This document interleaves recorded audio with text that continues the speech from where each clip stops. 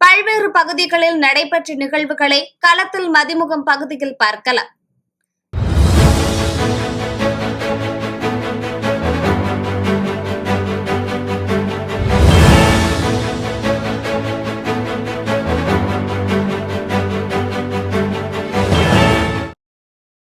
தர்மபுரியில் அரசு நலத்திட்டம் வழங்கும் விழா நடைபெற்றது.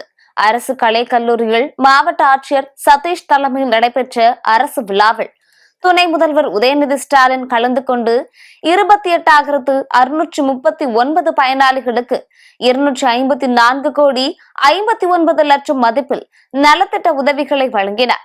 33.96 கோடியில் 421 புதிய திட்டங்களுக்கு துணை முதல்வர் உதயநிதி ஸ்டாலின் அடிக்கல் நாட்டினார். இதனைத் தொடர்ந்து 33.96 கோடியில் முடிவுற்ற 33 திட்ட பணிகளை திறந்து வைத்தார்.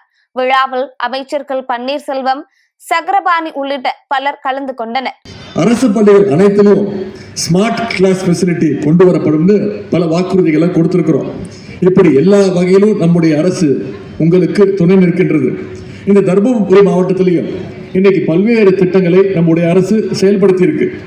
சுமார் 58 கோடி ரூபாய் மதிப்பீட்டில் திருவண்ணாமலை அரூர் 4 வழி சாலை பணிகள், 65 கோடி ரூபாய் மதிப்பீட்டில் தர்மபுரி மாவட்ட கூட்டுறவு சர்க்கரை ஆலையில மின் இணை உற்பத்தி ஆலயம், 85 கோடி ரூபாய் மதிப்பீட்டில் சுப்பிரமணிய சிவா கூட்டுறவு சர்க்கரை ஆலையில மின் இணை உற்பத்தி நிலையம், பெண்ணாகரத்தில் முதலமைச்சருடைய மினி ஸ்டேடியம் கட்டுகின்ற பணிகள், நல்லம்பள்ளி வட்டத்தில் ஆதி திராவிட நலத்துறையின் கீழே 12 கோடி ரூபாய் மதிப்பீட்டில் சமூக நீதி கல்லூரி மாணவியர் விடுதிகள் கட்டும் பணின்னு இப்படி பல்வேறு பணிகளை நம்முடைய தருமபுரி மாவட்டத்திற்கு நம்முடைய அரசு செஞ்சு கொடுத்திருக்கு. இது போன்ற பல்வேறு திட்டங்களால் தான் இன்னைக்கு இந்தியாவிலேயே நம்முடைய தமிழ்நாடு வளர்ந்து வருகின்ற மாநிலங்கள்ல நம்பர் 1 இடத்துல டபுள் டிஜிட் growth பர்சன்டேஜோட 11.19% வளர்ச்சியோடு நம்முடைய தமிழ்நாடு இடம் பிடிச்சிருக்கு. இந்த வளர்ச்சியை அடுத்த கட்டத்துக்கு எடுத்து போகணும்னா இன்னைக்கு இவ்வளவு நலத்திட்டங்களை கொடுத்துக்கிட்டு இருக்கோம். இது மேலும் வருகின்ற திராவிட மாடல் 2.0 ஆட்சியில நம்முடைய முதலமைச்சர்கள் இன்னும் பல்வேறு திட்டங்களை உங்களுக்கு நிச்சயம் செஞ்சு கொடுப்பார்.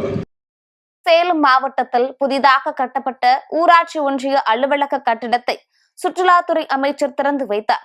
ஓமலூர் ஊராட்சி ஒன்றிய அலுவலகம் பழமையானதாக இருந்ததால் அதை இடித்துவிட்டு புதியதாக அலுவலகம் கட்ட 5.90 கோடி ரூபாய் நிதி ஒதுக்கீடு செய்யப்பட்டது. இதை அடுத்து கடந்த 6 மாதத்திற்கு முன்பு புதிதாக ஊராட்சி ஒன்றிய அலுவலகம் கட்டும் பணி தொடங்கப்பட்டது. இதையடுத்து கட்டிட திறப்பு விழா மாவட்ட ஆட்சியர் பிருந்தா தேவி தலைமையில் நடைபெற்றது.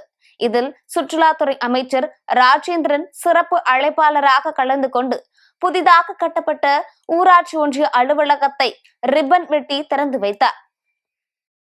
திருப்பூர் மாநகராட்சி 49வது வார்டு பகுதியில் தெருநாய் ஒன்று சிறுவர்களை துரத்தி கடிக்கும் சிசிடிவி காட்சி வெளியாகி அதிர்ச்சியை ஏற்படுத்தியுள்ளது. பிஜேபி காரின் பகுதியை சேர்ந்த செந்தில்நாதன் என்பவரது 7 வயது மகள் வீட்டின் வெளியே விளையாடி கொண்டிருந்த போது அங்கிருந்த தெருநாய் ஒன்று சிறுமியை துரத்தி காலில் கடித்துள்ளது. சிறுமியின் அலறல் சத்தம் கேட்டு வந்த பெற்றோர்கள் அவரை மீட்டு திருப்பூர் அரசு மருத்துவமனையில் சிகிச்சைக்காக அனுமதித்தனர். இது தொடர்பான சிசிடிவி காட்சி வெளியாகி அதிர்ச்சியை ஏற்படுத்தியுள்ளது. விருதுநகர் அருகே வெட்டி படுகொலை செய்யப்பட்ட முன்னாள் ஊராட்சி மன்ற தலைவர் வழக்கு 3 பேரை போலீசார் கைது செய்தனர். வரலொட்டி ஊராட்சி மன்றத்தின் முன்னாள் தலைவர் திருப்பதியை கடந்த 10ஆம் தேதி 4 பேர் கொண்ட மர்ம கும்பல் வெட்டி படுகொலை செய்தது. கொலை சம்பவம் குறித்து மல்லாங்கிணறு போலீசார் தனிப்படை அமைத்து குற்றவாளிகளை தீவிரமாக தேடி வந்தனர். இந்த நிலையில் வரலொட்டி கிராமத்தை சேர்ந்த மணிகண்டன், பாட்டில் மணி என்பவருக்கும் திருப்பதிக்கும் இடையே முன் விரோதம் இருந்து வந்ததாகவும் கூறப்படுகிறது. முன் விரோதம் காரணமாக மணிகண்டன் அவருடைய நண்பர்களான இருளப்பன், ராஜா உள்ளிட்ட 4 பேருடன் சேர்ந்து திருப்பதியை கொலை செய்தது தெரிய வந்தது. மணிகண்டன், இருளப்பன், ராஜா ஆகிய 3 வரை கைது செய்த காவல்துறையினர் தலைமறைவாக உள்ள ஒருவரை தேடி வருகின்றனர். சென்னை திருவான்மையூரில் கொலை வழக்கில் கைதான குற்றவாளிக்கு ஆயுள் தண்டனை மற்றும் 5000 ரூபாய் அபராதம் விதித்து நீதிமன்றம் அதிரடி தீர்ப்பு வழங்கியுள்ளது. சென்னை திருவான்மையூர் வேல்புலியம்மன் கோவில் தெருவை சேர்ந்த ஏழுமலை சித்ரா தம்பதியினருக்கு அடிக்கடி குடும்ப தகராறு ஏற்பட்டு வந்தது. இந்த நிலையில் கடந்த 2024ஆம் ஆண்டு மனைவி சித்ராவை ஏழுமலை கத்தியால் தாக்கியுள்ளார்.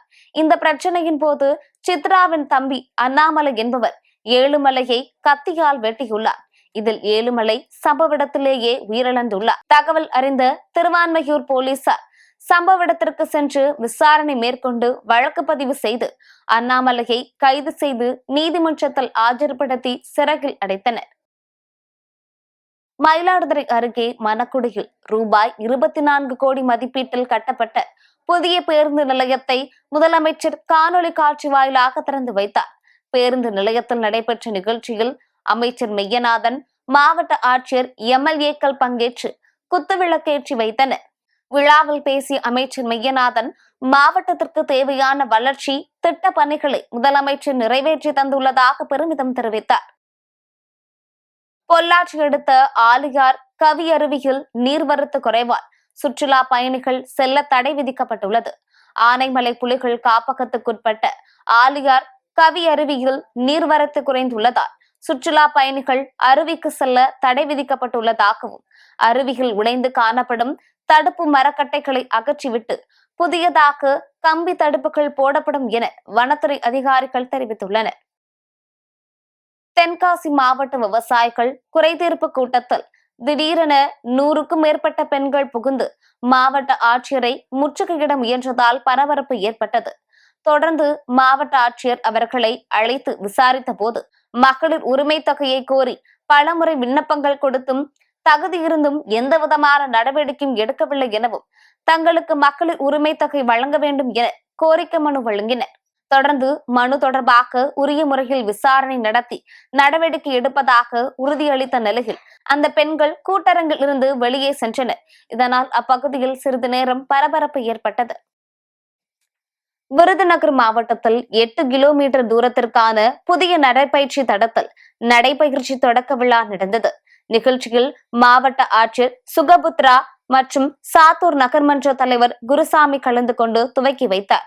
நடைபயிற்சி திட்டத்தின் தொடக்க விழாவில் வருவாய் கோட்டாட்சியர், வட்டாட்சியர், சுகாதாரத்துறை அதிகாரிகள், செவிலியர்கள், பொதுமக்கள், ஆண்கள், பெண்கள் என ஏராளமானோர் பங்கேற்றனர். விருதுநகர் மாவட்டம் அருப்புக்கோட்டை ஊராட்சி ஒன்றிய பகுதிகளில் 1,70,00,000 மதிப்பிலான வளர்ச்சி பணிகளை வருவாய் மற்றும் பேரிடர் மேலாண்மை துறை அமைச்சர் KKSSR ராமச்சந்திரன் துவக்கி வைத்தார். பின்னர் அருப்புக்கோட்டை அருகே மலைப்பட்டியில் 78.20 லட்சம் ரூபாய் மதிப்பில் கட்டப்பட்டுள்ள துணை சுகாதார நிலைய கூடுதல் கட்டிடங்களை திறந்து வைத்தார். அதனைத் தொடர்ந்து மலைப்பட்டி அரசு பள்ளி வளாகத்தில் 35 லட்சம் மதிப்பில் நூலக கட்டிடம் கட்டுவதற்கு அடிக்கல் நாட்டி பணிகளை துவக்கி வைத்தார்.